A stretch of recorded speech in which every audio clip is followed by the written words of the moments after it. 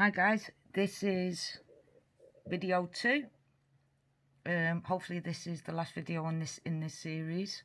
Put your comments down below if you like this video, if you want more of this sort of thing, or do you prefer not to analyze everything and stuff like that. You let me know. This is your channel. This is my channel, but this is your group. So you decide what videos go on, you decide what videos you want to see, you decide the contents, okay?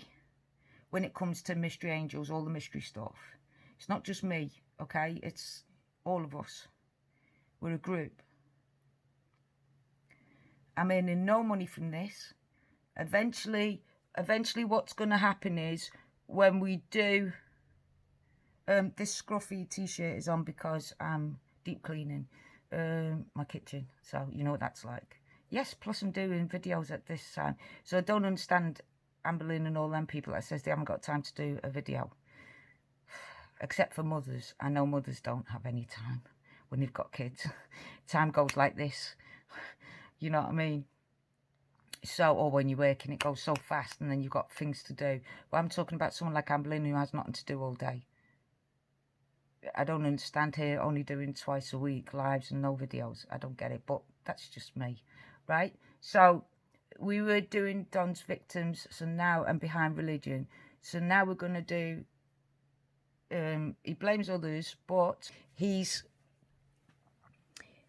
right, so everybody's fault, right? So Summer is in his bed with him because it's her fault. A 5-year-old child's fault because a 5-year-old child cried and said, "Daddy, I want to be with you." No child says that. They'll say, "Mummy, Daddy, could I sleep in your bed because I'm scared? Mummy, Daddy, could I sleep?" Because they need an excuse why they need to, because they want to feel like big kids, right? They don't want to feel like wimps. So they want, their whole thing is to get into bed with the parents, right? Because they're scared. So they will do anything to get into that bed. So it'd be like, "Mummy, Daddy, I'm scared. Mummy, Daddy, there's a monster under my bed. Mummy, Daddy, I had a nightmare. Mummy and Daddy, I feel sick. Mummy, Daddy, I'm not well. Mummy and Daddy." Do you see what I'm saying? I got bellyache. They'll do anything to get into your room, right? But Don blames a 5-year-old baby and a 4-year-old baby and a 3-year-old because she's been there all the time, that she wants to sleep with him, not with Mummy and Daddy, not because of frightened or because of anything else. Now, if she had a bedroom, a beautiful little girl's room, because she wants to be a pretty princess, well, if that's true, why did you shave her head?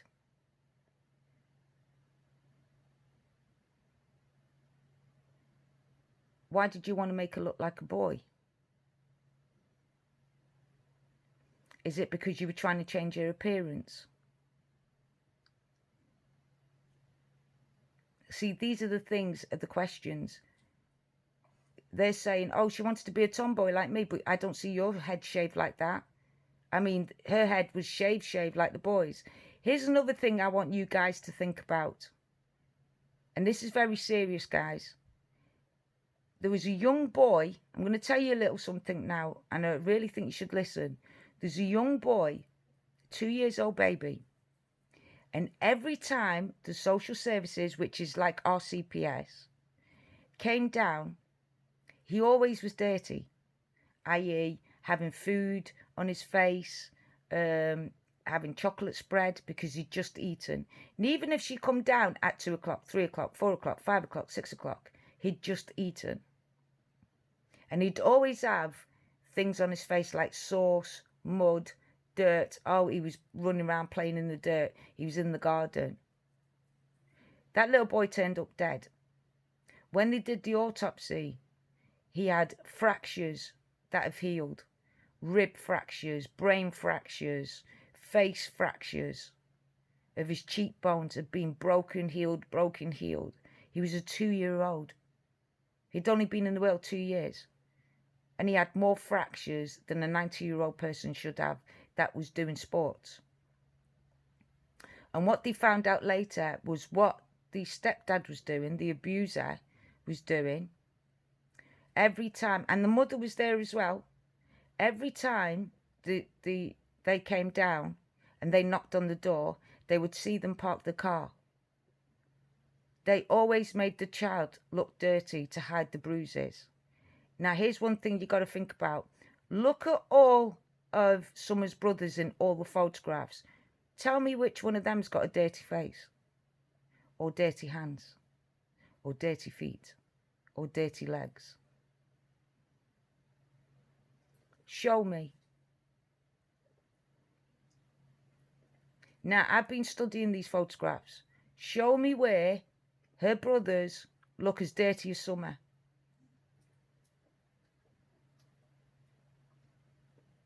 Show me. Have you seen a picture of Summer at Christmas with them toys?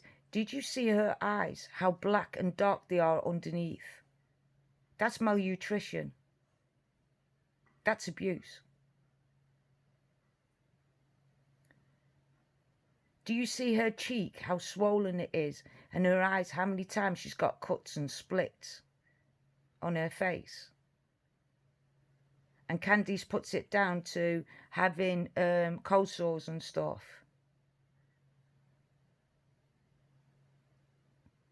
But you can tell it's a split. Oh, her lips get cold. She doesn't like the cold. It's split.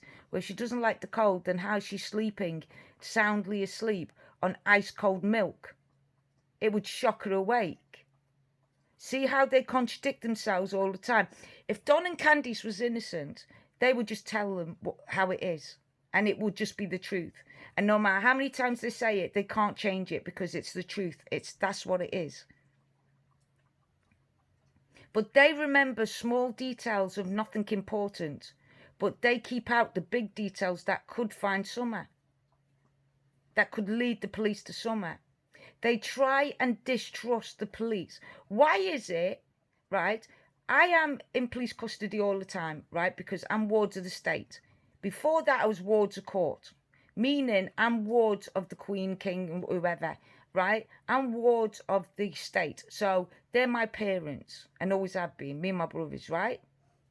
But as we got older, because I've got autism, learning difficulties, and I'm vulnerable, they've said I can't make my decisions and stuff like that. So therefore, because I don't understand the world, therefore, I am going to be made wards of the state. So the state will always be my parents. Right? And yes, there is bad cops. And in America, probably more than the UK because there's more cops up there.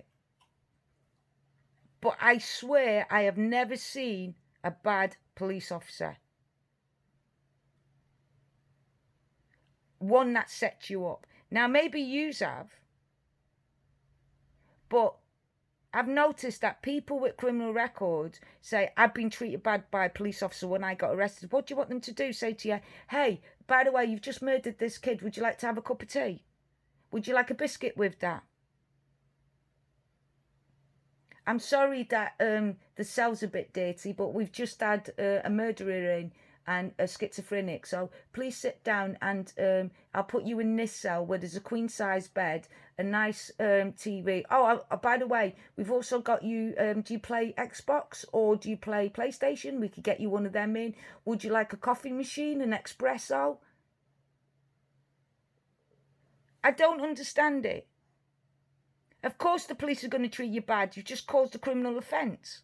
You've just made victims out of society. What the bloody hell do you want? What do you want them to say? Yes, have a phone your people up, no problem. Here, would you like some chocolate cake with that cup of tea or a biscuit? You're going to be treated bad. They're coppers. You're a criminal. End of. If you don't like the way you're treated, don't cause the crime. Now, I'm not talking about crime like if someone steals from a shop because they're hungry or feeding their addiction. That's different. They're doing that because of survival. That's different. I'm talking about these people who rape and murder and take people's lives for granted and break into their houses and attack people for no apparent reason and rape old ladies and stuff like that and attack old people and tie them up and they, you know, like bully one child, 50 of you's are bullying one child. No, you're not going to be treated like that because you didn't let the victims be treated with respect. You didn't say to the victim, I'm about to kill you and rape you and beat you up and steal all your money, but would you like a cup of tea and sit down and have a sandwich first? Did you? I'm sorry, but I'm sick and tired of them saying, what about the prosecutors are prosecuting? And I get they have to defend them, these defense lawyers, but they defend them even if they know they're guilty. I would say to them, hello, how can you sleep at night knowing the fact that you've just sent out, if you've won, you've just sent, why can't you just get them a lesser sentence or a better sentence? Why are you trying to get them off knowing the fact that you're just about to put another rapist out in the street or another child molester on the street? Well, that's my job. No, it's not. You're a lawyer. Your job is to protect the innocent and stand up for the innocent in court. When police have made mistakes, the human, the gunner, then you stand up for the innocent. Where does it say that your job is to stand up for a criminal that's guilty and make them get away with it? How does that make you a better lawyer? You're pathetic. You're just like all the rest. To me, you're just as bad as the criminal, to be fair, even worse.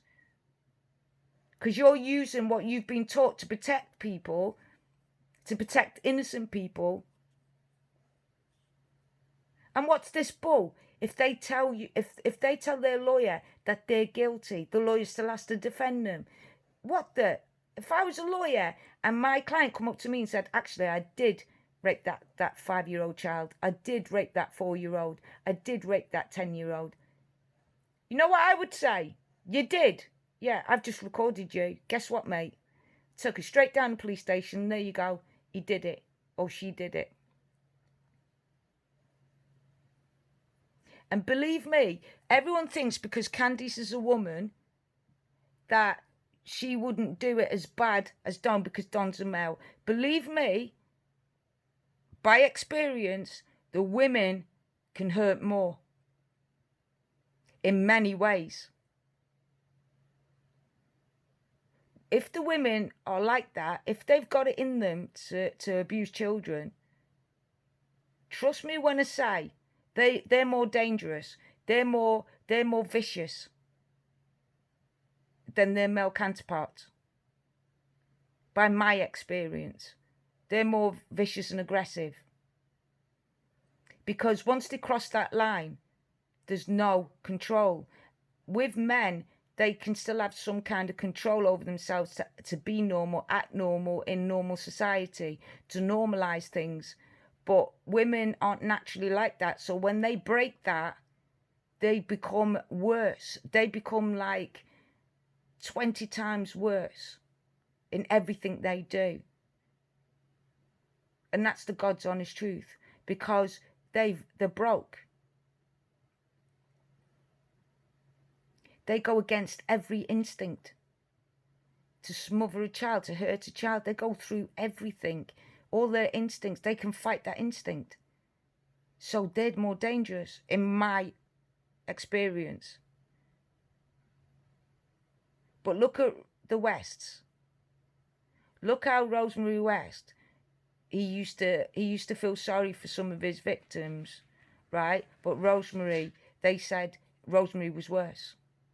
He would sort of like say, I'm sorry, and stuff like that, like apologetic, like which abusers are sometimes. Look, I'm sorry, but I have to do this.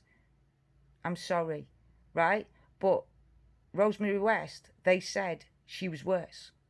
She was more disgusting, more painful, more worse.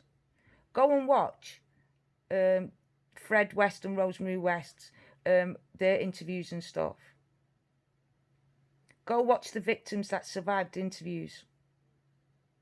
That poor lady died of cancer on top of everything else she went through. But she says that she was treated a little bit better by Fred than she was Rose, because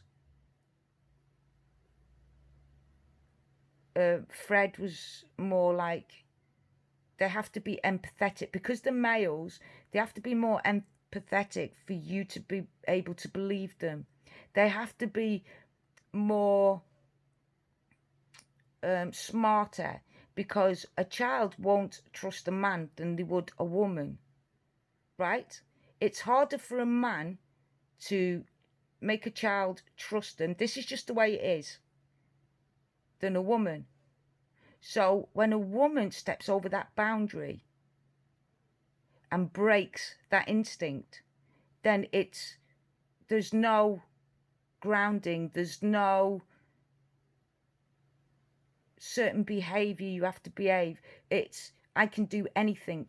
Women are more dangerous because they could do anything. They could get more victims. They could collect victims like no one's business. They could go out every day and no one would ever think it was them who did it. With a man, if he acts a bit odd or something like that, he's automatically, yep, that's definitely. But with a woman, it's like, but it can't be, because in our instinct is to protect, right? And so when a woman no longer does that, then it becomes unbelievable. It's not in our nature, in our brains, to even conceive that. That's why everyone, I bet you even use, my subscribers out there, when you were watching the interview, I bet you have empathy for Candice. I bet you have more empathy for Candice than you do for Don. Because it's natural. Well, she was a victim. Don must have been beating her up. It must have been Don controlling. Don must have been controlling everything. Don must have been, but not being funny. But what if Candice is the catalyst to Don? And what I mean by catalyst is, what if she's like Rosemary West? What if we're watching the Wests all over again? The start of the Wests. If they got away with Candy's sister going missing, and don't you think this is going towards like the Wests? They're trying to, maybe it's the start. They're trying to get, using the words like, Candice even used, oh yeah, Robin's a beautiful woman. Don says, oh, she's a kind-hearted woman, very religious. Candice says, yes, she's beautiful.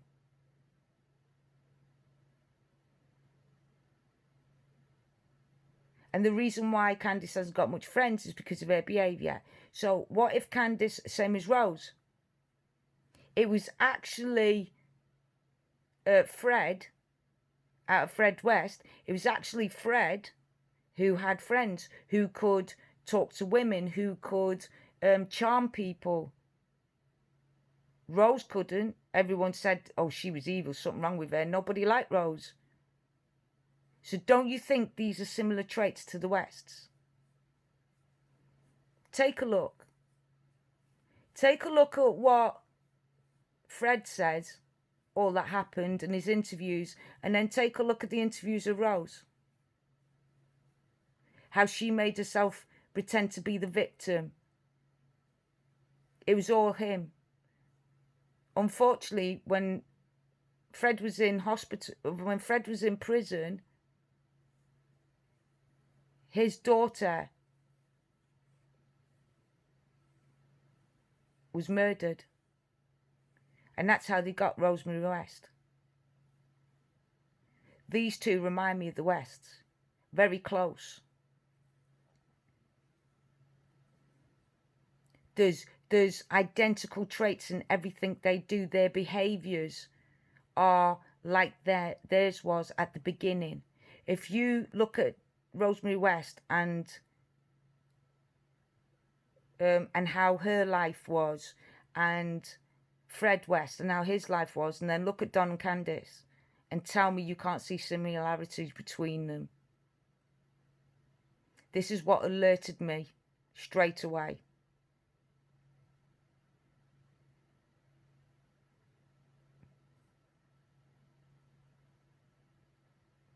Just look up yourselves if you've got time. Right, so the next one is inappropriate behaviour. So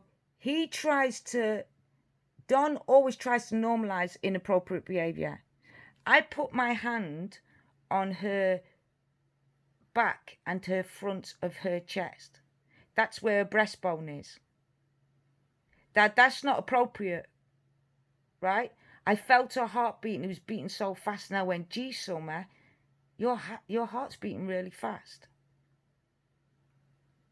He didn't need to put his hand at the back of her, but he needed to hold her and entrap her and hold her in to put the hand on the front so he could feel her heartbeat, because otherwise she'd probably run off.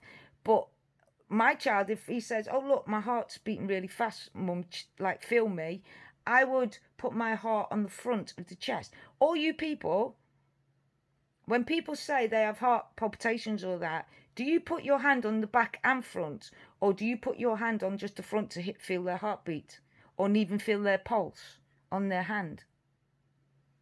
If you know where the pulse is. But if you don't, isn't the first instinct to put your hand straight across the chest in the middle to feel the heartbeat?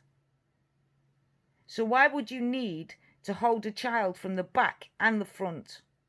What would be the reason for that? Simple, to keep them still, to hold them in place, to do that. He's given hints away at how he behaves around Summer.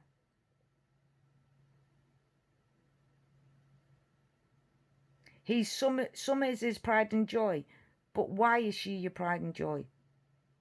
Oh, she grabs my hand and spins around, and I say, oh, gee, Summer, my arm's getting tired.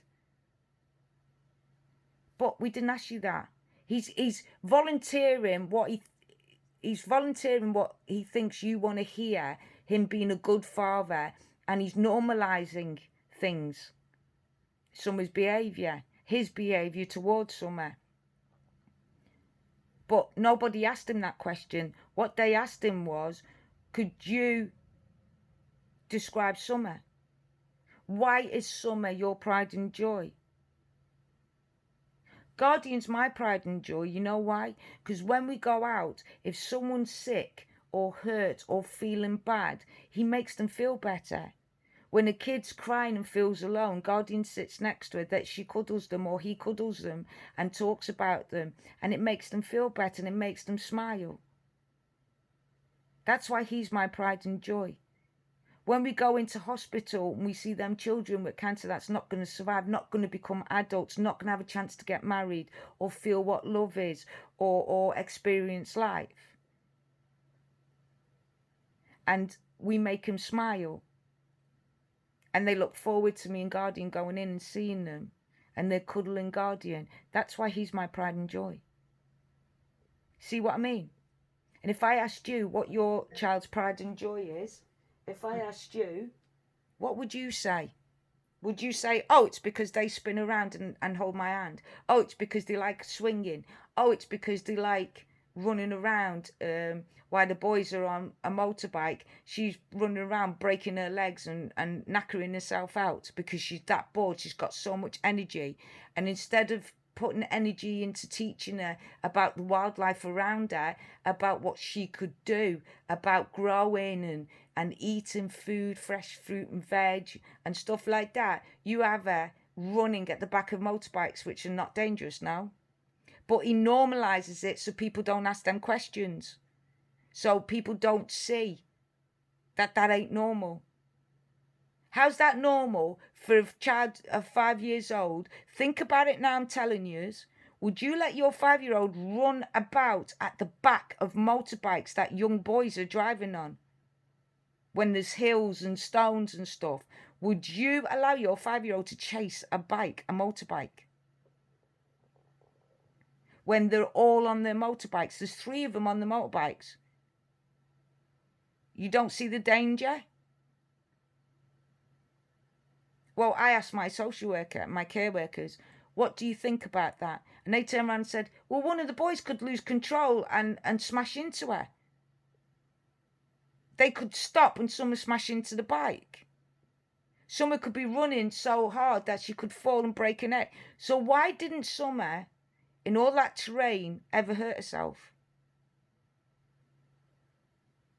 Why is no one mentoring? Did any boys break their arms or anything in that area? Have they ever been to hospital or hospitalised because of that area? Because the answer's no, that don't make sense. It's a rough terrain. Everyone was coming back being bit been hobbling. They were looking for summer and they were in a bad way. Right? So let me ask you a question. How come the kids never got it in a bad way? Were they even allowed out to play? Is that just a ploy? Were they stuck in the house constantly? Because it don't make sense. The young children playing with motorbikes and that on hills, they've got loads of slippery areas. They've got strange dogs that have been dropped off that could attack him. Are you telling me that them children have been safe all them years on that property? They never fell down the stairs. They never bumped their heads. Yet they don't talk about that, do they?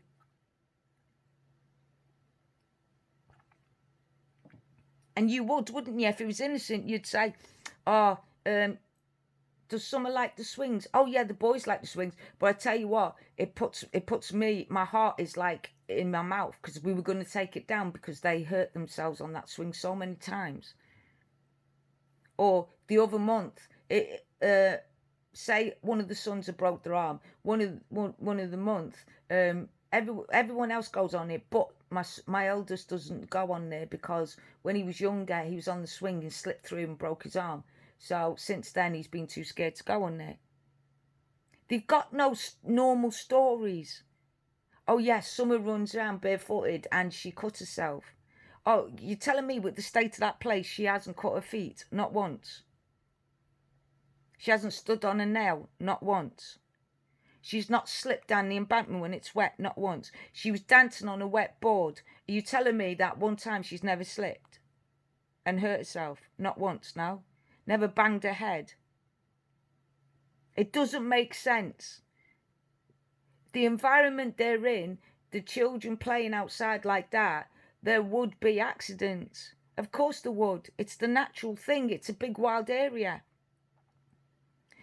They're saying that these dogs are strange dogs, which I don't believe. I think it's a big lie.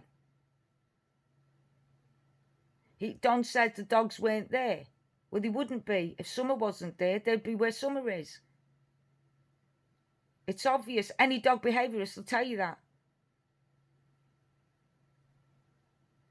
Or was Candice that angry, that upset, shouting and screaming that everything run because they're scared of Candice? They're scared of they know when she gets angry they're going to get hurt.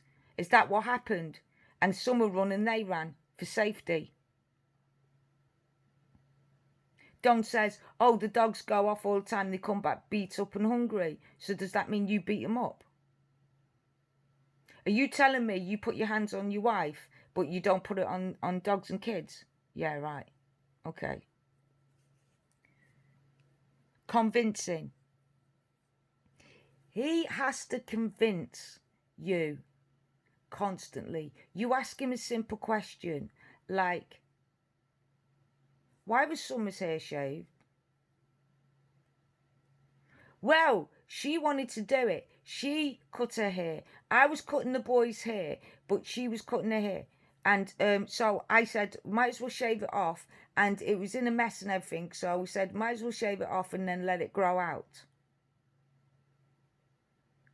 Blaming others again. He is blaming a 5-year-old child. What he should have said was, actually, it was either my fault or Candice's fault, because what happened was I was shaving the boy's head. I left it down. I went to the toilet or went to get something to eat or went to get something to drink, left it there, and someone just started cutting their hair. That would be more plausible. Everyone would believe that, right? Of course, children see and they want to cut their hair. But again, you don't need to shave their heads. You could say, look what you've done now and make a nice style. Or just leave it grow out and say she shaved her head. Sorry about the way she looks, but she shaved her, cut her head with the... But how did she get hold of him? But they said they did it. Actually, Don said, I decided to cut her hair. Again, Don's making the decisions for, not Candice, Don. She just wanted to be like me, a tomboy. So why is your hair longer? Why isn't your head shaved as really down as your daughter? Let me tell you about abusers, right?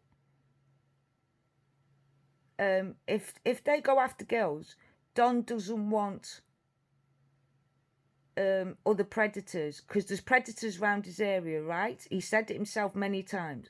So if there's predators around his area, they could go for girls. He doesn't want, like he said, his pride and joy, because that's his. And he knows what predators are looking for. So what if he shaved her head because he found out there's predators there, to make her look like a boy? She grabs that Sunday school teacher's hair to put it on her own. She would not want a haircut. She wouldn't, not like that.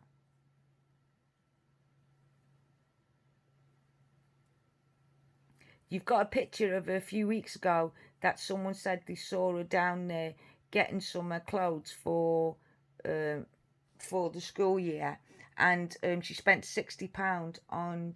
They went down to a car boot sale or something, garage sale, and brought loads of clothes for summer. Not the boys, summer. Brought headbands and everything. Then the next minute, her head shaved. Now, let me give you a scenario. Does this sound familiar to you? If you don't start brushing your hair and keeping your hair back and keeping a band on it and start looking after your hair, then you're not going to have any hair.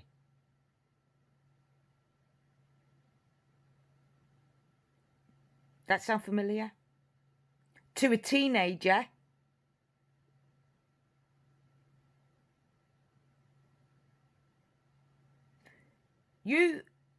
when you say to a teenager that wants their hair long, if you don't look after your hair properly and you don't start looking after it and washing it and stuff like that, then I'm coming in to shave it off.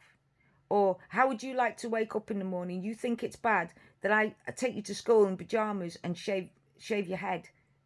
If you leave school again, that's what I'm going to do. And I'll march you into school every day with my pajamas on. It's a threat. But to do it to a 5-year-old, you won't be a pretty princess no more. You'd be a boy like everyone else. Shaving a girl's hair like that is a punishment. And I'm talking about the girls who are girly girl, who like ribbons in their hair, who like being a princess, who like long hair. That would be a severe punishment. It's just a bit funny if you look at the events, right?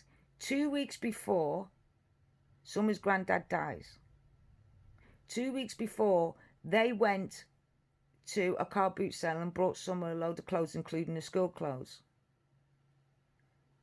In that time, they shaved Summer's hair.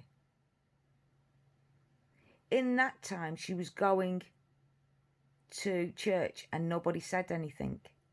Nobody mentions the way Summer dresses her hair. Summer's the only one that's sociable. Her brothers aren't. They all sit there very still. Because Don's teaching her to socialise so she can be a predator with him, because Candice is just too far gone. He's grooming her. So, and bang to the perfect teacher. So what if Don sees that teacher as a target? So what if he turns around to Summer and says, she's good, she's the one that'll make Daddy happy, she's the one that's special? So Summer goes, cool.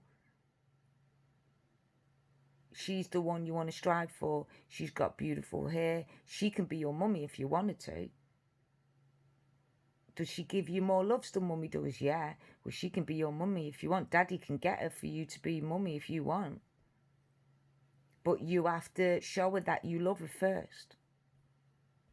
5-year-old's not going to know. I'm not saying that's happening. I'm saying that's what could have happened. because both of them, Candice and him, are both saying how beautiful she is, how good she is. Why would you mention that the teacher is good looking when you mention she's so nice, she's such a good mother, oh, she's so good with Summer, she takes Summer places, she makes Summer feel good? But again, they normalise it. Yeah, of course she's beautiful. What's that got to do with the price of fish?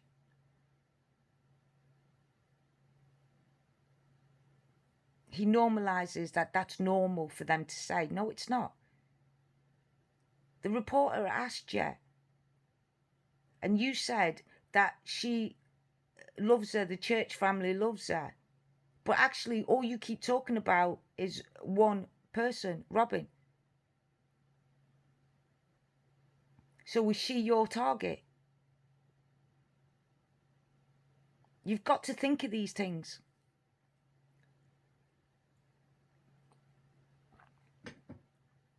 So I'll tell you my theory in a bit.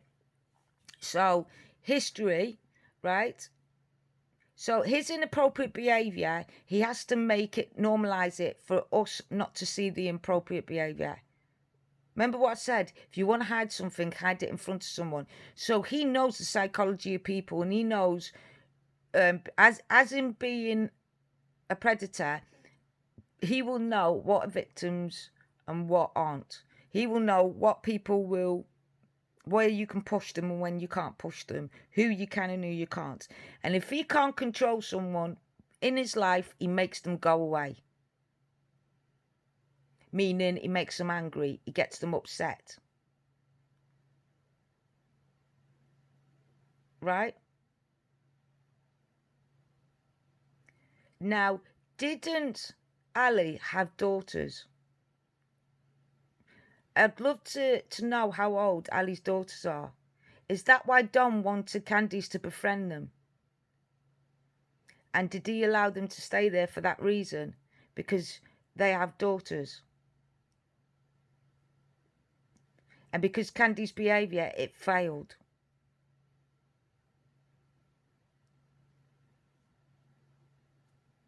Did it fail? Be lucky to see if anyone's actually talked to Ali's daughters, if they've got daughters. Because all I know is H. I know H's got siblings, but they don't talk about them. Right. Yeah. So he has a history of apparently touching 5 years old and more. So that means he's had practice. So he's had practice that a 5-year-old right up to when he went to prison, and then when he come out, he tried it on again with the same sister, but this time the sister pushed him off and ran, so she was stronger. So now Don knows what age group he can control and what he can't control. Because he tried it with his mates, with his other sister, but she managed to escape. So Don knows now that he doesn't need, he has to be careful who he brings in. And he has to be able to control the other parties. And he has to make sure that his victims can't fight. So they have to stay young. Right? He has to keep repeating himself for people to be convinced. Now, if I said to you, this pen is black and white, you're seeing it in everything, right? What makes this pen black and white? Because I said it or because the way it looks? But what if I told you it's got a blue tip? Or a grey tip? Or a green tip? You won't see it. But you believe that that's black and white because it looks black and white. Its colour's black and white. So therefore the pen inside is black and white, right? But this could be green or purple. It's just I'm showing you I could have put a green or purple pen colour in there, and I'm showing you and saying, oh, this is a black and white, and you'll accept it. You didn't even buy it. If you said, I'm looking for a black and white pen, I could change that pen inside to green, yellow, orange, blue, and most people would accept it. Other people would open it up, would open the lid and go, hold on a minute, and check and write it and go, yeah, it is black and white. But 99.9% of people would just accept that that's a black and white pen. So that's a black pen. Right? That's what Don does. Don is saying to you in black and white, she loves me, I love her. In black and white, I worked all day, so it's Candice's fault if anything happens through the day. I have no influence. Candice runs the house, so if the house is bad, it's because of her, not me. We've got a nice car because of me. So he's saying because of him, all the nice stuff that they do is because of his work and him. And all the bad stuff and everything going wrong, it's because of Candice, because he's got no control. Puts the blame on others when he has full control. The most important thing of all is these abusers or these predators will put the child as one, i.e. special.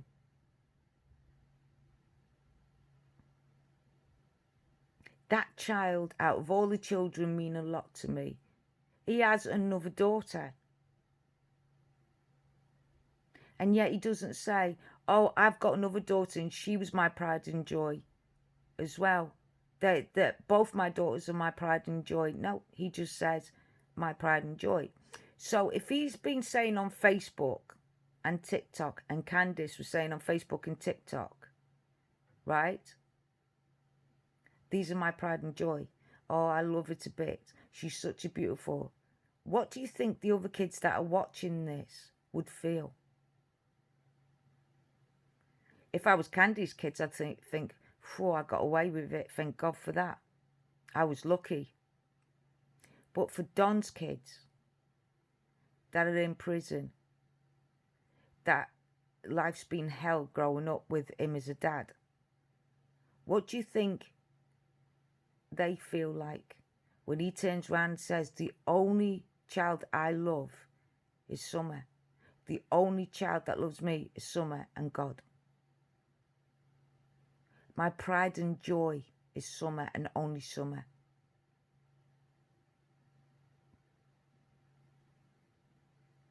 His universe rolls around Summer.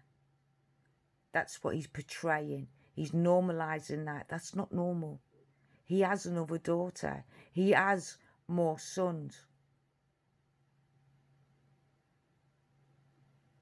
His older sons can point. That's something to be proud of. But he doesn't mention them. You don't even know what his son's likes, dislikes, what they do, what they don't do, except for Minecraft and motorbiking. That's it. You don't know if they like camping, shooting, stuff like that.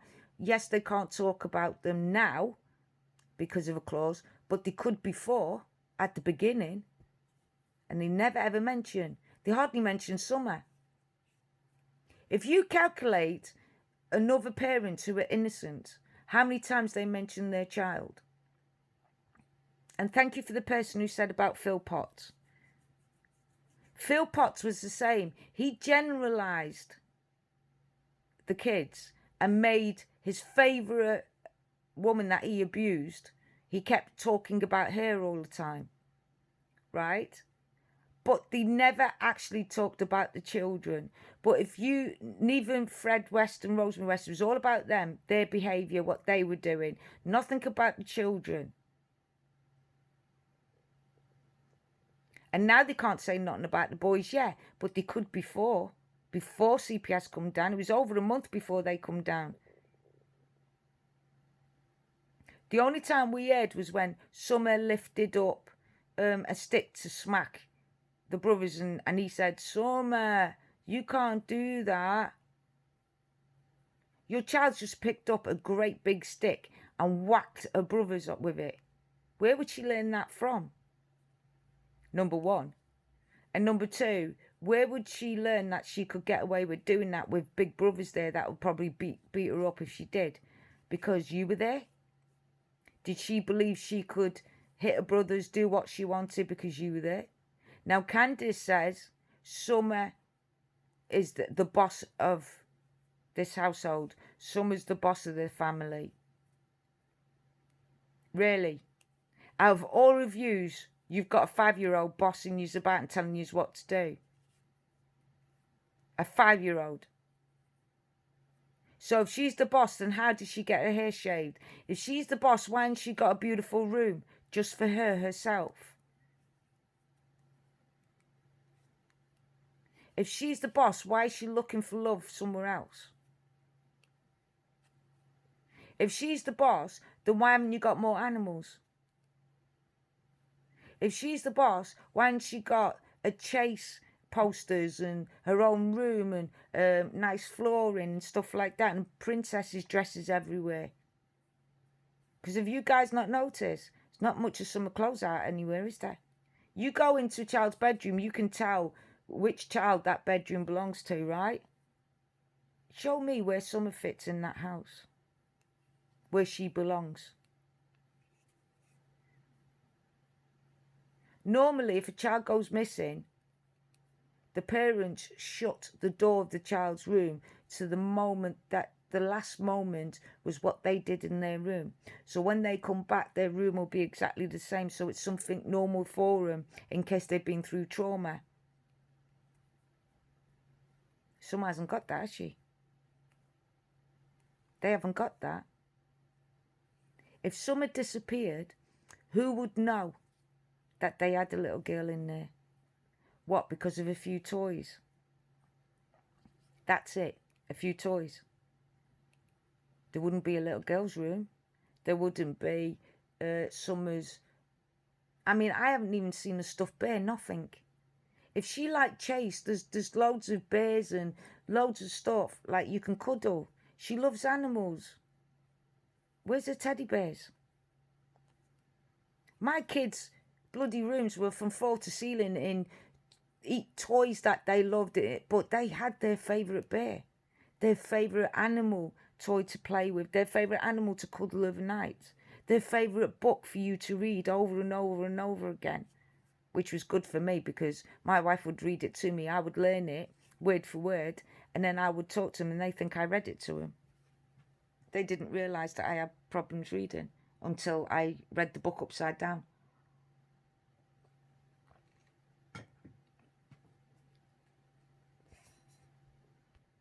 Right. So he will convince you and say things over and over and over again and slightly change things that... You know how magicians get away with being a magician is because they can move faster than the brain and the eyes can, right? So the hands can move faster. So he's similar to like a magician. He uses your brain and the eyes and the movements and stuff to sort of like control and normalize what he's saying to you, so he can fit into your life. He can make your life look like his life. I'm a dad. Oh yeah, I can relate. Oh, you know what it's like when children want to sleep. Yeah, I can relate. Because you're not hearing. He's tricking you. He's hiding the words.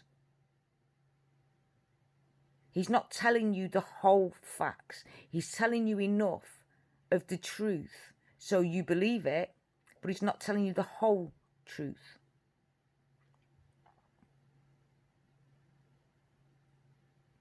He's always using excuses and twisting things. So why did you take the Subaru with all your tools? Why would you wreck the only nice thing you've actually got? That's the most expensive thing. Why would you wreck it? What would be your point? Has he answered that? No. No one's noticed that though. Could say, well, it was just sitting there and no one was doing anything with it. But everyone knows that Candice rides around. Everyone knows she takes the kids out. It's the summer holidays. Why would they be sitting there?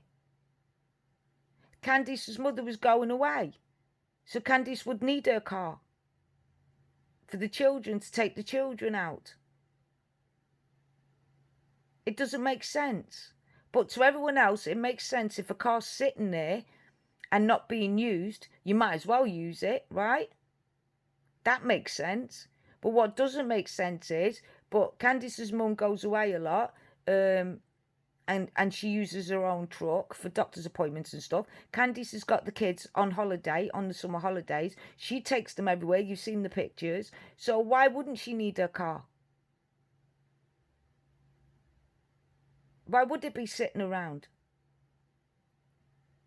She drove her mum car that day with Summer because her mum hurt her knee. And she was in a lot of pain. So till she got painkillers and got it fixed with a new brace and that, she had to get Candice to drive her there and drive back. But then she could, as you can see, she drove out of there so she could drive still. So now Candice ain't got a car. So why would Don drive his car to work, her car? It wasn't just sitting there, was it? But because he used the first part to make sense to everyone, everyone forgot about all the other parts to it. Well, hold on a minute. Well, Candice has got her kids. Candice got to do shopping. Candice has got to go out. Candice has got to have alcohol, remember? She's got to use that car. What if there's an emergency and she needs to take one of the kids to the hospital because there's no signal because her mum's gone, the car's gone, the kids are playing in the terrain where they could hurt themselves on motorbikes and stuff. So why wouldn't she need a car? See, I can hear half of you going, actually, I didn't think of that. Because that's the way he wants you to think. He wants you to think that it sounds plausible. So your brain doesn't need to go any further with this. If there's no question marks, then you don't need to go further to think further. It's just, yeah, that makes sense. He's always trying to normalize it to people's normal lives. With the bed thing, children being in the bed, yeah. But is it normal for a child to say, I just want to be with you? Is it normal, I want to sleep with you? Not I want to sleep in your bed, but I want to sleep with you. Crying. The child was in hysterics, crying. She was so emotionally depressed. Did he say that? No, he just said she had these big puppy eyes with the tears rolling down. I couldn't say no. But that's not true. What he should have said was, I tried to say no, but she was so hysterical. When I tried to put her into her room, she was kicking, screaming, running in. She was hitting her brothers. But he doesn't say that. He doesn't finish his sentence. He just gives you enough to normalize it. Check it out yourself. Watch his interviews.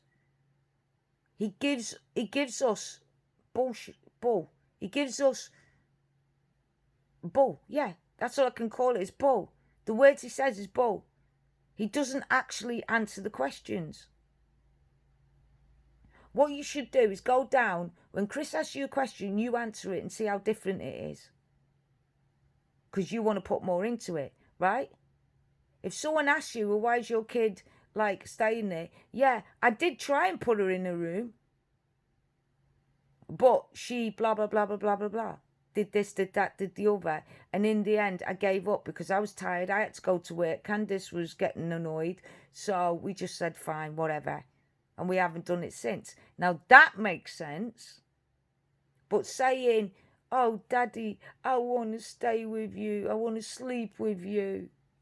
She had tears in her eyes and those big puppy blue eyes. I couldn't help it. I couldn't say no.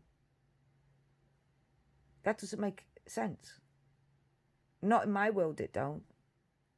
In my world, what would have made sense is if he would have turned around and said, I did try and put her in the bed umpteen times, but you know what it's like, and I've got to go to work.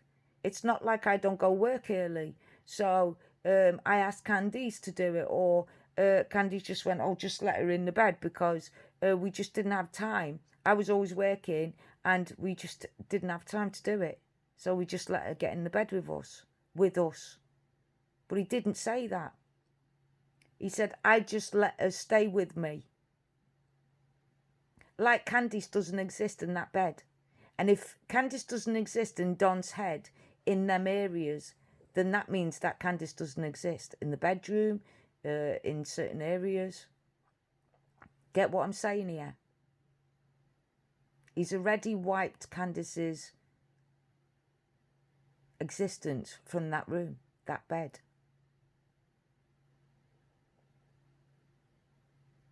So he will twist the truth. So he will find the truth. Like, so if he said, oh yeah, Summer's name is Summer, and you asked him, well, why did you call her Summer? Oh, well, she's the light of my life. Everyone will accept that. But what would be the truth would be, well, the reason why we called her Summer was because she was either born in the summer, or summer meaning, like, you know, in the summertime, everything's alive, everyone's happy, and she's my joy and pride, and I've always wanted a girl, and she was special, and summer's all, everybody loves summer. Everybody loves summertime. Summertime is the time for everything that's good, and barbecues and family. So I wanted to name it after something that represents that. That would be the answer. Not the first one. But because he normalizes the first answer, that's enough for people. That makes sense. So if it makes sense, there's no more questions. It's when things don't make sense becomes questions. So when he's been asked by professionals who he can't normalize his words to, who know and also see these people and their triggers and what they actually do and don't do, that's when they get frustrated, angry, twist things, twist the truth, and then get angry when they can't manipulate, they can't control. So take Chris out of the interview room. Don can't control, he can't hide who he is from all these experts. And these experts are coming out in public, but he can't say it directly.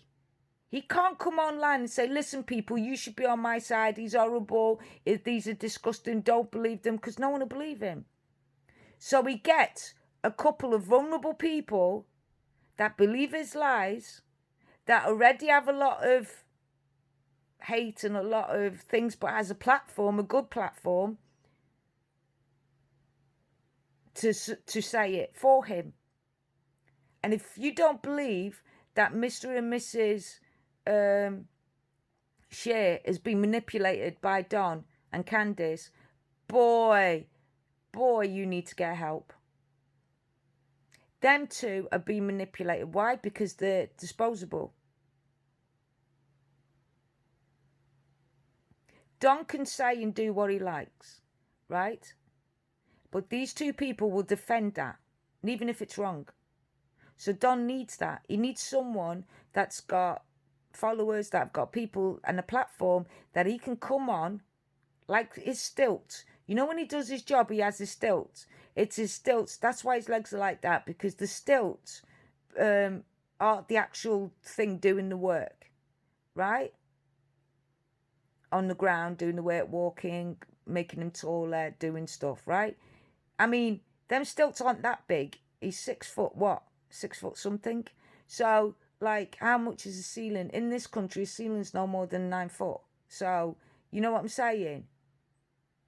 So if someone like 5 foot, 6 foot, 5 foot, or 5'3", or 5'4", or 5'5", or 5'9", they would need bigger stilts, right? And it would be harder. But what I'm saying to you is, it's all about perception. It's all about this. Look, solicitors would have said to him, don't say anything. Don't do that interview. Don't even go on if you think the friends. Don't. He would have told them not to do the interview with Mr. and Mrs. But that he would say, hold on a minute, they told me not to, but I'm trusting you. So he's given them that, although you've done everything wrong, and I've seen your podcast and stuff, and you keep apologising because you're always getting it wrong, which she is. She'll admit it. She's apologetic. That's brave. He sees them as victims. He sees them as easy. So he's going to use them for everyone to attack them. Everyone, and use their platform. That's what he's going to use. Whether they destroy their platform or not protecting him, he's not bothered. He doesn't care. As long as he's got someone to manipulate, someone to hide behind, someone to normalise it with him, and they've got some followers who would believe them rather than look into it themselves, that'll do Don. Because now he's got a platform, a real platform on YouTube to actually come on and say things, and it'll be an interview, but it's not an interview, it's actually Don's show. Because every time Don comes on, that's when everybody goes over to see their platform. If she was to do, prove me wrong, go and do someone else that has nothing to do with Summer, or Don, or Candice's grandma, or anything to do with Summer's case. And you'll see the difference in people. The only reason why people are coming onto your podcast is to hear what Don's got to say and analyse that. Not you, him. So whose podcast is it? His. Who's got the control? He has. Because he can control how many people come into your podcast. If he doesn't go on, you don't get many. If he comes on, you get more. So he feels great that he's got control of how many people you have on your podcast, how many people you have on YouTube, how many followers. He's got control of these poor people.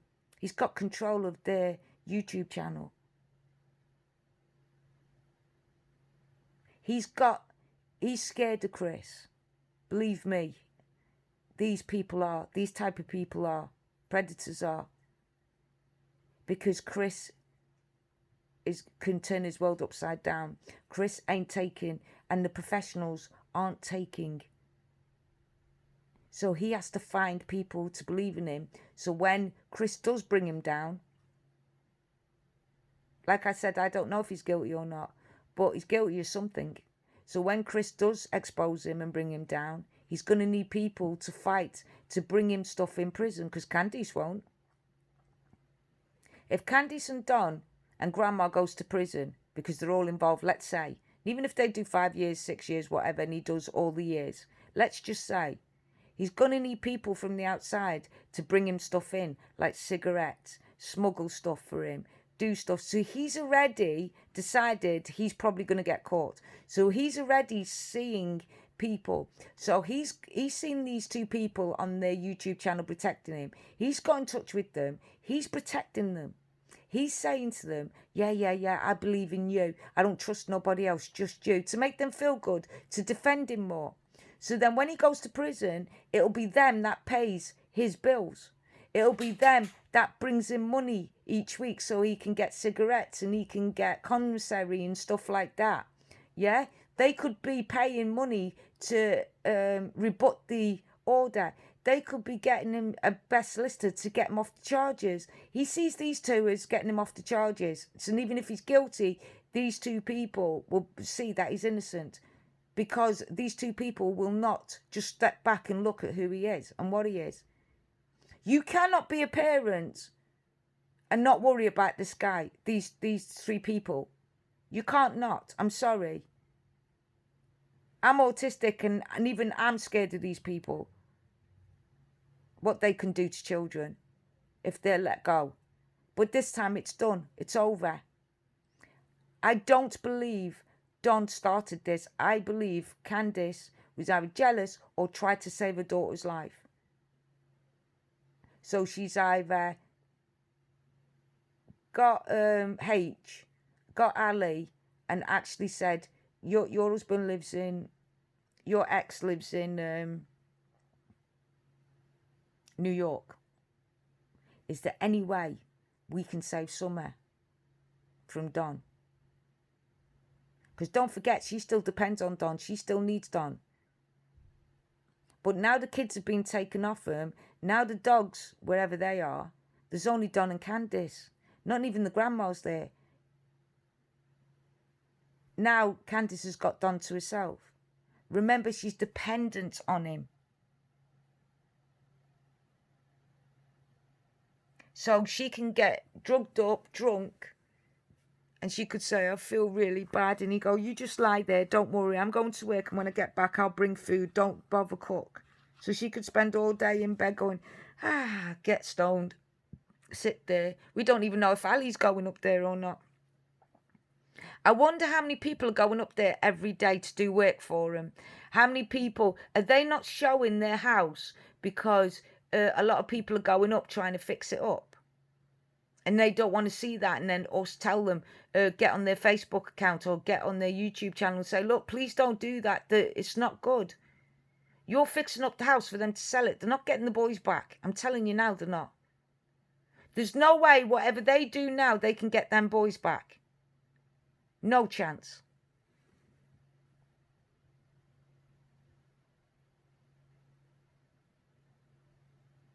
Because although they've normalised it with people like us, we're not the professionals.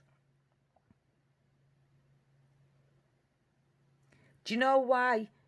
Isn't it funny how Don can remember things when he was younger, can remember drug running and what they used to do, but he can't remember what Summer was wearing in bed. He can't remember whether it was 5:30 or 6:30. He can't remember whether it was the 15th. And you know what gets me? Everyone's saying, oh, he didn't hear properly. Well, he was answering all the questions properly. She specifically, Miss Shear, specifically said, so on the 15th, that morning, the police officer was there with that red truck. Yes. He was very clear, yes. But everybody's making excuses for him. Well, it was a bad line, it was this, because they need to make excuses. And the more and more they go against everyone else and stick with Don, and the more and more Don gets into it, the more and more these people can't get out of it. They have to try and defend him and try and find an answer. This is what these people do. This is what predators do. They find victims that can't stop and get out because they're now in it. Right, look, guys, their channel's in it. Their station's in it. Their podcasters in it. Everything is in this now because they've defended Don outright. They've said, I don't think Don and Candice has done it. And they've all said, well, if they have, then I'll be the first to say congratulations. Well, what's that got to do with it? You're the one that's giving him the platform to talk. You are. You're the one that when he goes to prison is going to have to look like that you're going to start a petition. It's going to be you that's going to be doing all the work. This is going to consume your life because you were protecting Don. You're going to be the one giving your money to Don while he's in prison to get commissary and stuff like that. And he's going to get beaten up every day, so he's going to need money to be protected. Because it doesn't matter what criminal you are, this criminal is the worst of the worst.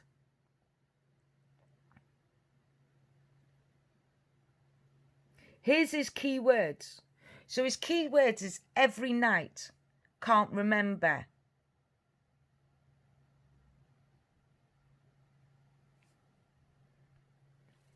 Every night, can't remember.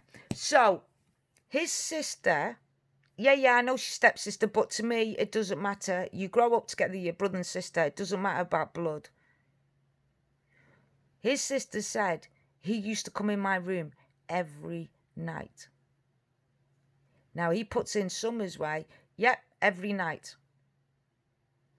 So Chris said, so how long has Summer been doing this for, wanting to get into bed with you? Every night. Not since the day we brought her back from the hospital.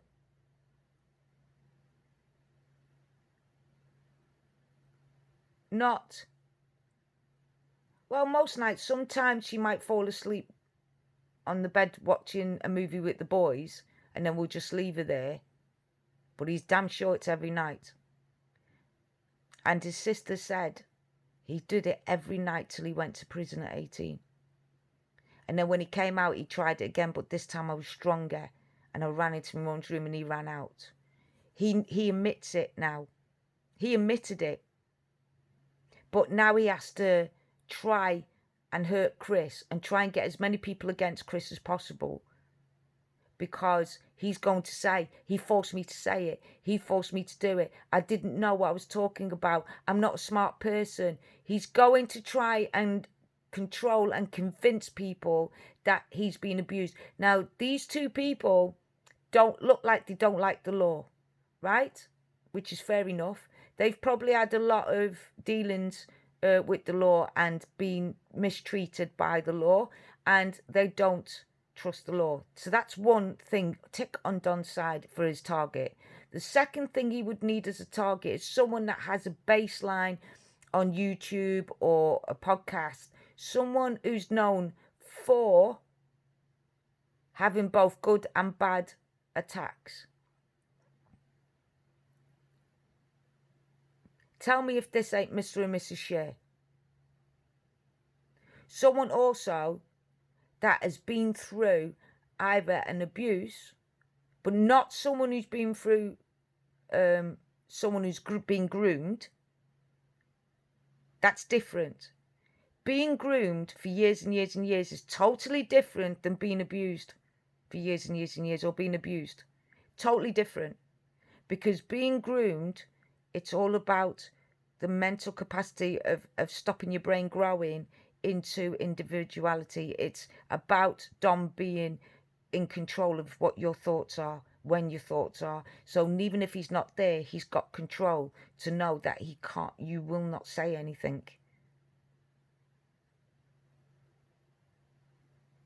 That's the difference.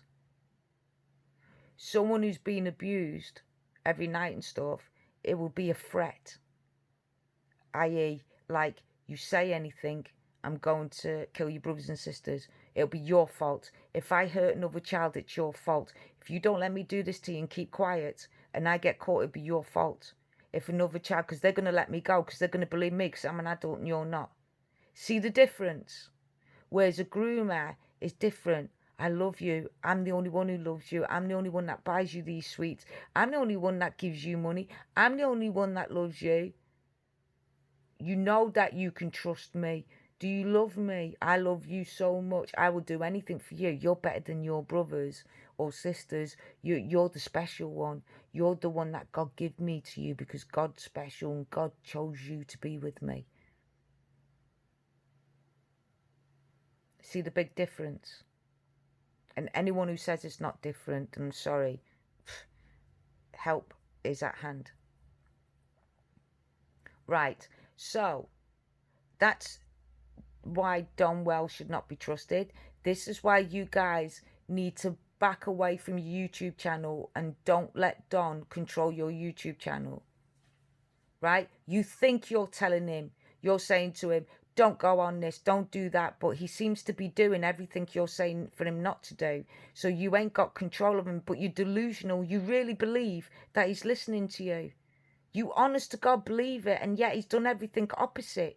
You told him not to show the house. It was too late, he showed the house. You told him not to do the interview with Chris. He did the interview with Chris. But to make you believe him, he turned around and said, well, he called me first.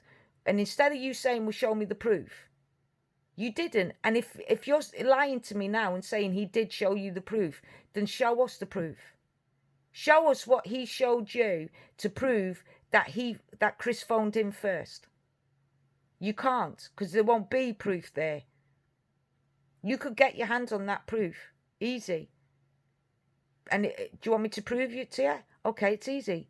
Because when Don asked Candice, what time did I phone you on Messenger?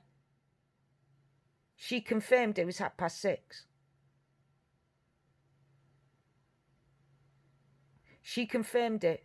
That Messenger was the one she called the police on. To Don. That's what Don says. But Candice confirms it on actual footage, on video. She says it's her mum's phone that she used to phone 999 on. Now, 911 on. But here's the thing that we don't know, but the police do. Where exactly and who exactly is telling the truth, Don or Candice? They will know. That's why they haven't released the transcript. That's why they've only allowed us to hear the dispatch. But they won't let us see anything else, because this is part of the investigation. Candice says that she got her mum's phone. It's very important. It might not be important to most people, but to the police, this is going to be important. To investigators, this is going to be important. Don says that he told Candice to phone, and when he came up, he said what time.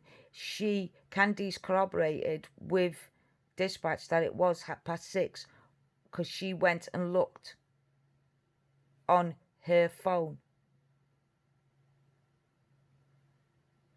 And they said, what do you mean her phone? Yeah, on her messenger, it told her what time she phoned the police on her phone. Go back, listen to it. I'm not making it up. It's all there. Remember when Don speaks, how he normalizes. He doesn't answer the questions. He mixes his words.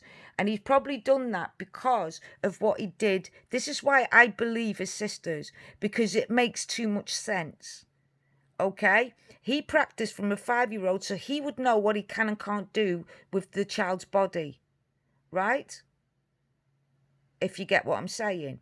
Right? So he'll know where to bruise, where not to bruise, where to be caught, where not to be caught, how to speak, how not to speak. She would have been the practice. And now he's become the expert. He's had 2 more kids after that. And he's got away with it. He's still walking. One of his kids is in prison. The other one's missing, the other daughter. But he's still got away with it. So whatever he's doing, he's going to stick to his patterns. But remember, this is years and years and years, going back years and years and years ago. He's 60-odd now. What hasn't changed is Don and his patterns. What has changed is police work. So maybe years and years and years ago, he would have got away with all this and been able to stay out of prison and been able to twist his words and be apologetic and people believe him. But now he wouldn't get away with it because we have more forensic evidence now. We have more everything now. We have experts who can evaluate your voice, the way you talk, the way you write, the way you speak, the way you draw, the way you fart, the way you breathe, your bumps on your head, your eye colour, your twitches. They've become more developed. So although Don has done this for years and years and years, the police, in the meantime, have become more developed in their techniques. And the more and more people they've arrested and the more people they've studied, the more and more he's showing the ideal signs.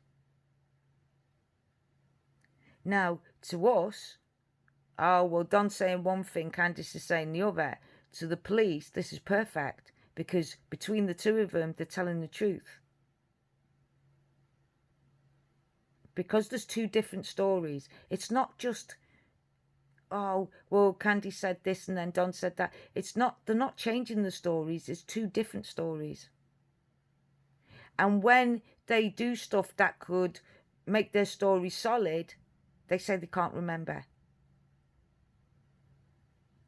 I can remember what I had for breakfast, but I can't remember if I locked the door or the door was open. I can remember years back when I was a kid doing fishing or driving a truck, and how I drove the truck and what the truck was called and what colour it was and how old I was and what my dad was wearing and everything like that. But I can't remember what time I got to the house. I was distraught. Candice's excuse is, oh, well, you know, time goes away with you when you're having fun. Changing. Sometimes she changes things. If you look things for certain dates have changed, right? The police would have noticed that. They also notice that Summer is the only one that is dirty all the time in those photographs. The boys are never dirty. They never have dirty faces, never have dirty hands, they never have bits on them, only Summer. Go back and have a look, guys, you'll see it yourselves. I ain't joking, I'm being serious. So this is Candice, right? Candice has an addictive nature, so she's addicted to a lot of stuff. She's dependent on her mum and Don. So she got dependency. She's dependent on her addiction. She's acceptable. She accepts things like, well, Summer loves me. She's the only one who shows me love, that loves me as much as Summer does, and God. They're the only two that love me unconditionally. Why she's sitting there. So one, he knows that he's going to get away with it. Two, she's acceptable that, well, yeah, okay, I'll accept it. I don't believe it, but I accept it. She's not got the strength to stand up and say, fuck you. Sorry for swearing, guys, but you know what I'm saying? Because that's what you would say. F you.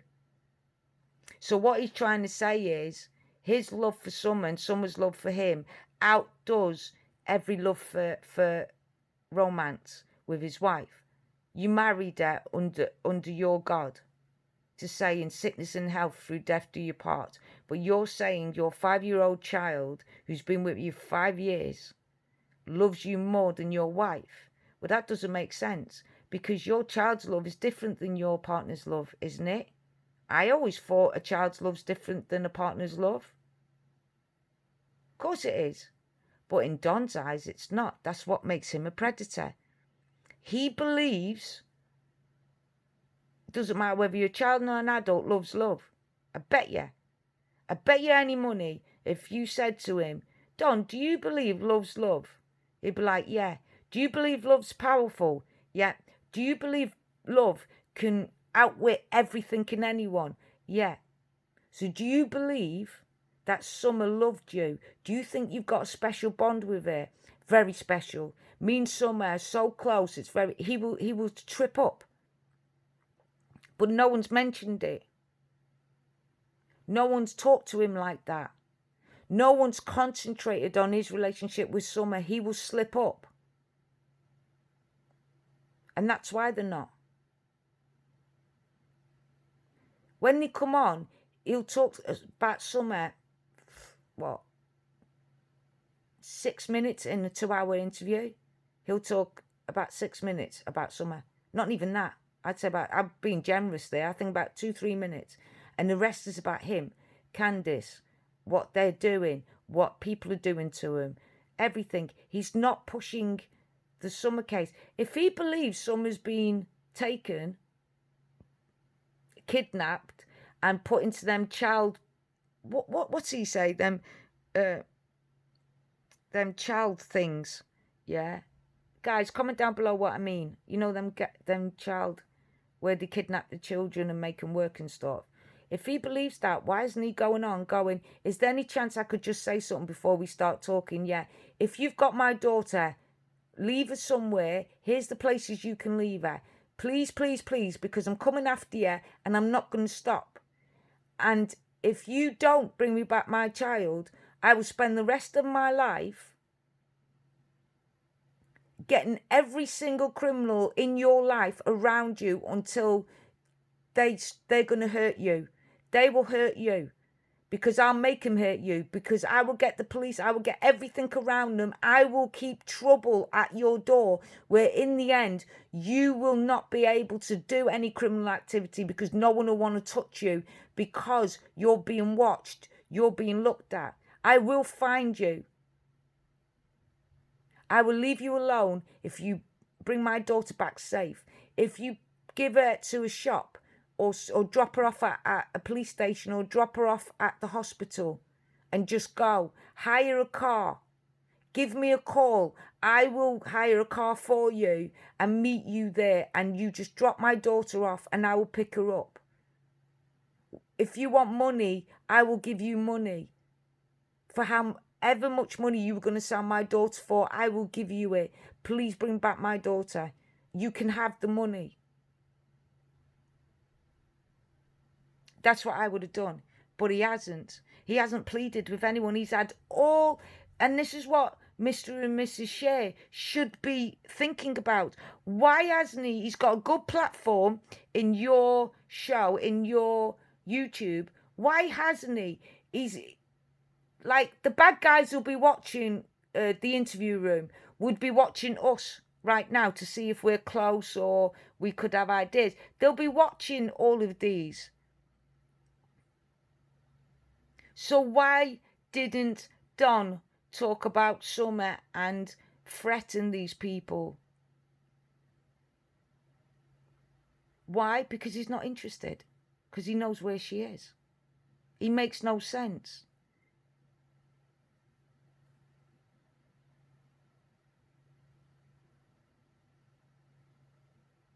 It makes no sense, guys.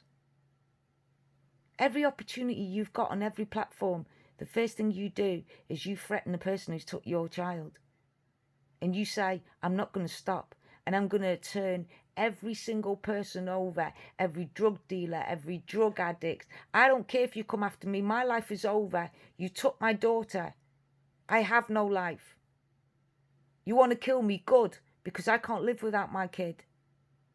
And it's your fault. So I'm warning you. Give me a call. Here's a special number with a special phone that can't be connected. It's a throwaway phone. Right? Here's the number. Phone me. Text me. Tell me where you're going to put it and I'll come and collect it. I will hire you the car. So it'll be in my name. Bring back my daughter. Or I'll make sure that I will go into every criminal place I can. And I will make sure it'll be busted. I'll become like Batman, like Superman, has nothing on what I'm going to do to you. I'm going to make sure that every criminal person won't even go near you because they're too scared they're going to get caught. And their business is going to go down. They will pull you out themselves. They will, because they want to stop me from snitching on everyone. They're going to give you up. In the end, they'll give you up because they don't want police looking around their business. Nobody's going to touch you. Your life is going to be worthless. You can stop it now by giving me back my daughter.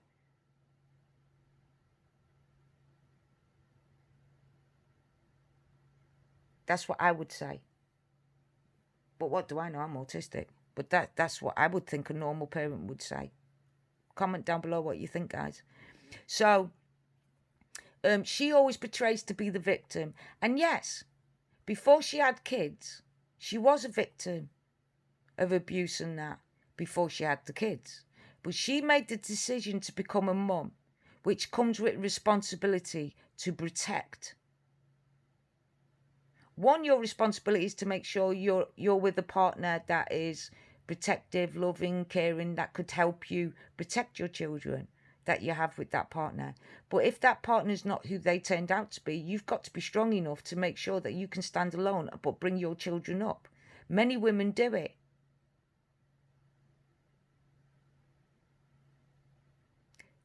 Candice's behaviour. Candice talks to people and then disappears. Talks to people, disappears. Does an interview, disappears.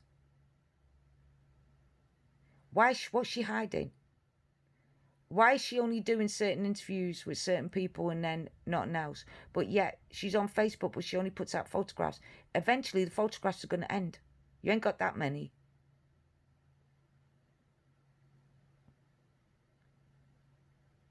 But you see, Candice has been victimised now. People have felt sorry for her. She's done an interview. Everyone's starting to feel sorry for her. Everyone's running around after Candice. Everyone's turning around saying, Don, you're a bad man.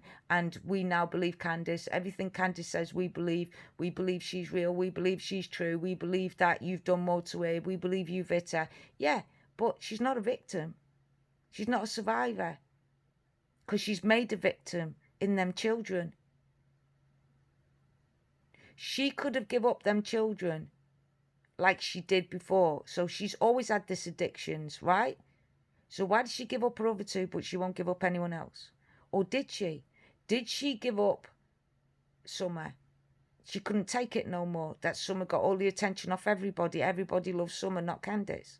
But now Summer's gone, she gets the attention off Don, she gets the attention off the church, she gets the attention off everyone, doesn't she? She's the mother that lost a little girl, her baby. Her history. Does anything in Candice's history show that she's a mother? That she's a caring, loving, good mother that takes care of her kids? That protects her kids, that loves her kids? The only thing in their history is neglect. Excuses. I had to give you up because I was married to your dad, who was very dangerous and was drunk and beat on me all the time, and I was addicted to drugs, and so was he and she. Yeah, but Candice, you're living exactly the same life. You married exactly the same bloke who's older than you, just like your first husband. He's an alcoholic drug addict, but he's not an addict, and Don's not stupid. Don's got you hooked because he's got control. That's the point.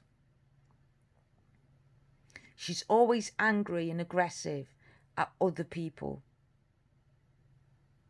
She's always showing like gang stuff on TikTok and that, like she's a gangster. She always smokes like she's a gangster, like she's a hard nut. But in fact, she's not. But she wants to portray to the world that she's a hard nut. She can kick anyone's ass, no problem. But yet you can't kick your own husband's ass who's hurting your daughter or your sons. Fair enough.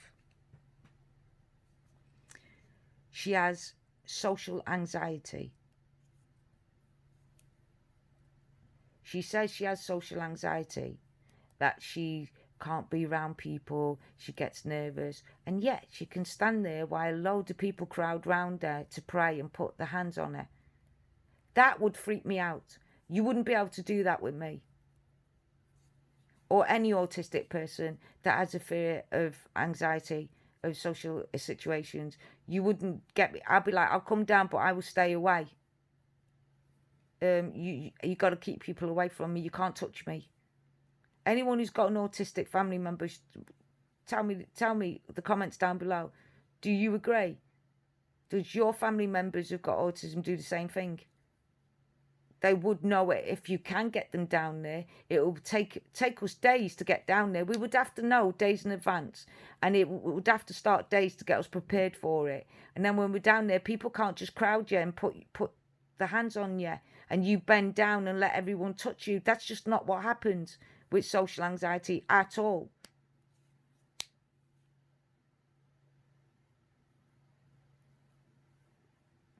So she's lying. She's just trying to put the victim mentality.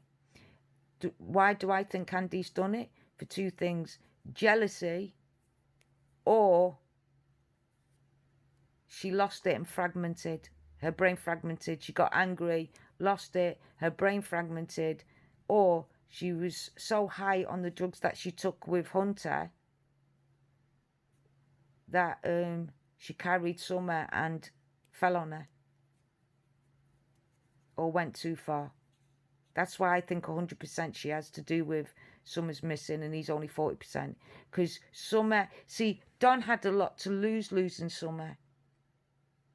Keeping Summer, he has a lot more to gain. Having Summer, she goes to school, she brings young girls home, he's got more of a chance for more victims. He could live a life of Riley, of his daughter bringing home girls that could be victims for him. He won't have to do any hard work. He won't have to go out stalking or anything. It'll all be on his front door. It'll all be there, right there next to him. He comes on from work. There's his daughter with friends sleeping. Would you like something to eat and drink, girls? Here's some popcorn, here's some chocolate. Here's sedation. There you go. Bum, bum, bum. They're not going to remember. He's got too much to lose Summer like that. He's got more to gain to keep Summer alive than he has to lose Summer, in my opinion.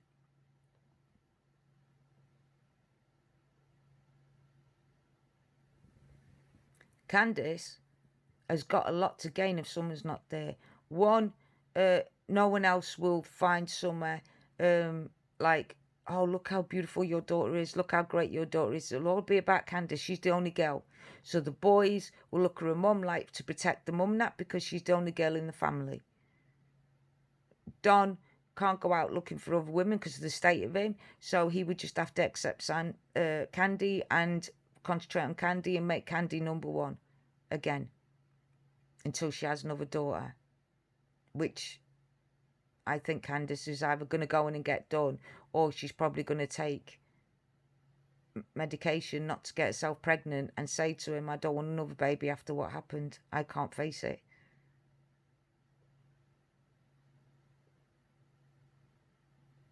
Right?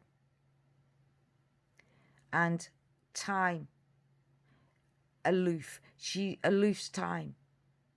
Now, I don't know time, right? Because, like I said, I'm number blind.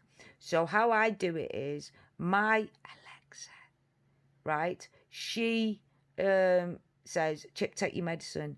Chip, it's dinner time. Chip, it's tea time. Because of my condition, what they've done, I don't feel hunger or thirst. I'm just constantly in pain. So I don't feel hunger. I don't understand anything like that. My brain and my body doesn't understand that. So she tells me when to take my medicine, when, because if you're in pain constantly, you can accidentally overdose. And that's not what I want to do. So she constantly tells me, right? But I do know sometime, like, so I know early morning, I know nighttime when it's dark. I get confused more in winter. It takes me about 2 months in winter to start to get used to that day and night, and the night being daytime, where it's like 3 o'clock but it's dark, or 4 o'clock and it's dark. I still can't do it to this day. I still get confused with it. Right? But you do know sometime. So when I'm out, you know it's dinner time because you can smell it in the air, the fish and chips and the McDonald's and stuff like that. You go to McDonald's and sometimes I go for a burger and chips and they say it's only 10 o'clock, it's only breakfast. So then you know, oh, it's breakfast, it's not dinner time yet, because I'm up at 3, 4 o'clock in the morning, took Guardian out, done all the cleaning, done everything. By 9 o'clock comes, I've done like 2 days worth of work in one day. So I'm confused on what hours it is.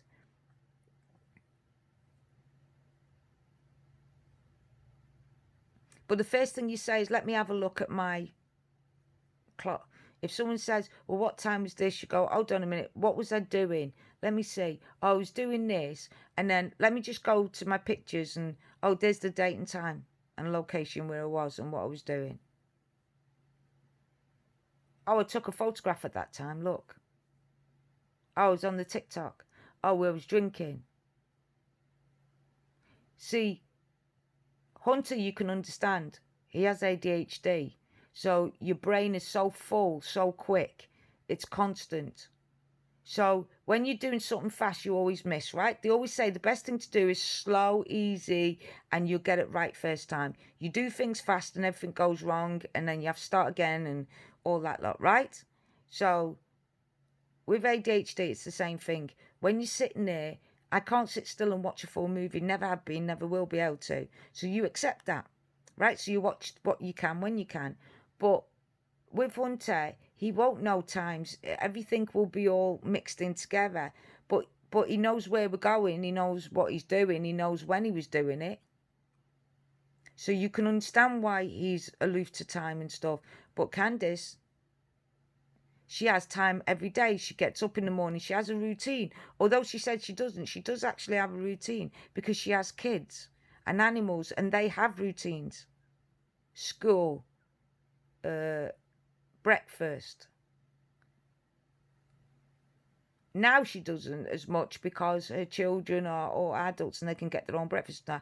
But I'm talking about when Summer was a baby and the boys were babies, she needed that to feed them and stuff every 2 hours, every 4 hours, measurements, time, write everything down, injections, stuff like that, doctor's appointments, right? So that's why it doesn't make sense. So this is Candice's personality that tells me she used to be a victim, but now, because she's made victims, she is now the same as Don. She's no longer a victim. When you make a victim, you're no longer a victim. You're no longer a survivor. When you make a victim, it makes you just as bad as who done it to you. The whole point is you've done it, so why would you put your child through what you went through? That's what makes me believe that Candice, it was her choice. She chose that life of abuse to become a victim because, and with her mum and that, we don't know much about her childhood. But to be fair, if her childhood was that bad, then why didn't Candice's grandma come and support Candice and say that? Why didn't Candice's mums turn around and say, look, you don't understand, my daughter's been through hell with this guy, Don, and she's also been through hell with her father. That's why we had to split up. Why isn't the grandma defending her daughter and her daughter's behaviour? Going on to grandma. We're nearly done, guys. This has been triggering for me, so I'm sorry that I had to stop and start. Okay, so grandma, addiction. She has addiction to painkillers, that's a cert. But she drinks alcohol with painkillers when everybody knows clearly you don't drink alcohol and painkillers don't mix. It makes you very poorly. So, does she take her medicine or does she take alcohol to stop pain? Hate. She can't stand Don. She really hates Don. Why? Don and Candice, she's been living with. If you hate somebody or what your daughter's with, you wouldn't be living off that person because that's Don's mum's house. So why would you give Don control of you and the way you live and where you live and how you live if you hate the guy? That doesn't make sense, does it? So why? Why do you hate him? A victim. She's a victim of her daughter going missing. But everyone's forgetting that she's Candice's mother. And if Candice is a victim and a product of her being brought up, then what does that say about her mother?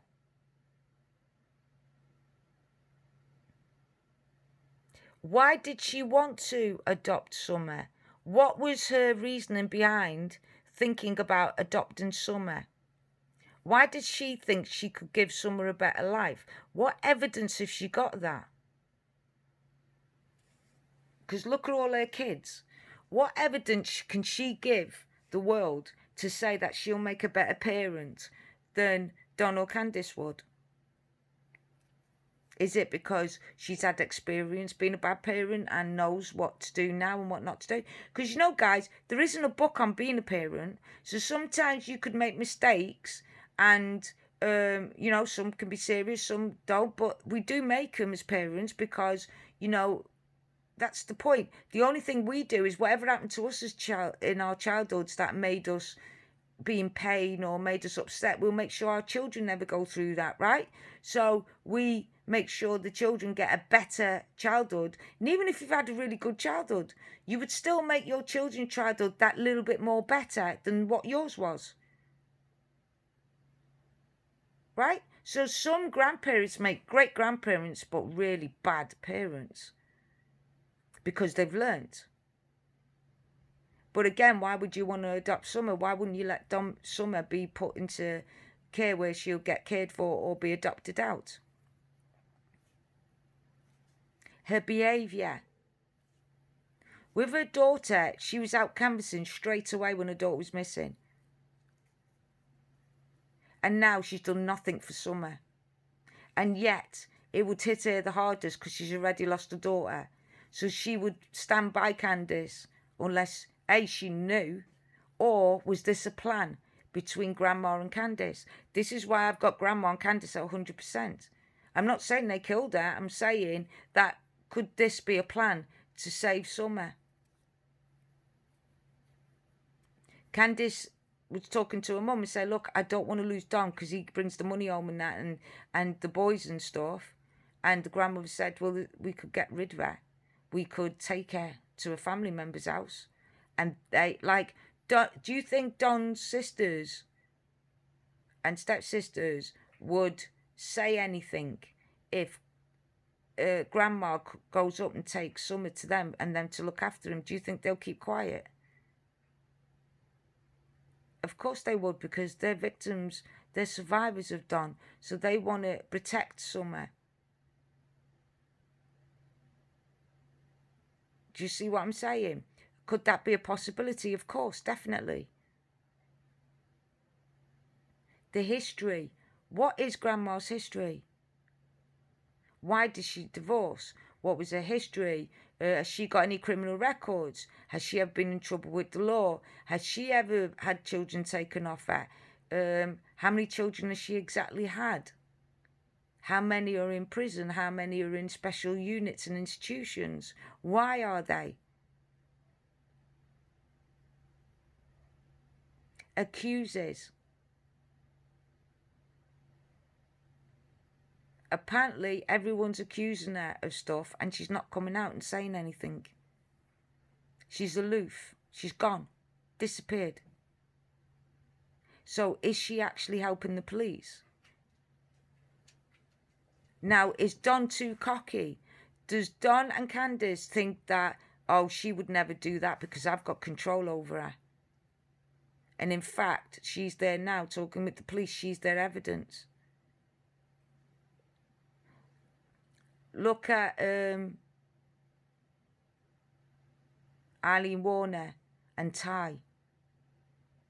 Eileen Warner really believed that Ty loved her enough not to say anything, and Ty was actually with the police all that time, getting evidence together and telling Ty what to do so she could escape prison and what to do to get her to confess. Just remember that, guys. And that was years ago. Can you imagine how much the police have changed and how clever they got and how much more stuff they've got? Aggression. Apparently to everybody who knows Grandma knows that she's miserable, she's aggressive, she's angry, she's always shouting and hiding. Who's she hiding? What she's hiding? Is she hiding? Why is she hiding? Why is she not supporting her daughter and she's hiding?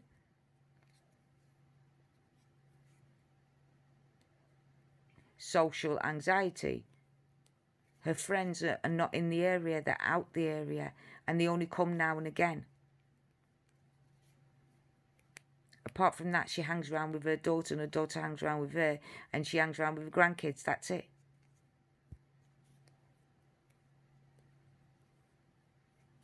Is she religious? Don't know. Does she go to church? Don't know. We don't know much about Grandma. Did she take her car and run? Yes. Was Candice and Summer the last in her car? Yes. Did she see Summer last? Yes. Does she know the behaviour of the mum and dad? Yes. Could she set some things straight, like timelines and that? Yes. Would the police let her go, knowing the fact that the other two have got no idea of timelines, no idea of everything? Why Summer was wearing a school uniform and why was it in Grandma's car in the first place? Why out of all the clothes was Summer's school uniform in there when they went shopping in the Subaru for Summer's school clothes? According to the shopkeeper who sold them the clothes. Also, on that day, a shopkeeper said she helped Summer because Summer had a bleeding ear.